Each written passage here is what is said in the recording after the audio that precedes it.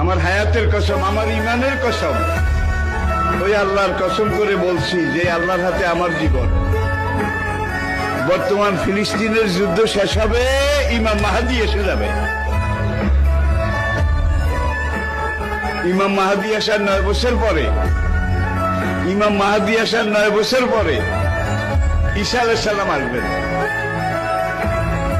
আর ইমাম মাহাদি আসার পরে 9 বছর, এটার মধ্যে দাজ্জাল তার আবির্ভাব ঘটবে।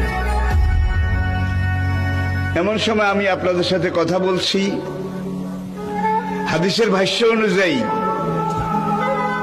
মনে করেন দাজ্জাল আপনার বাড়ির দরজায় এসে দাঁড়িয়েছে।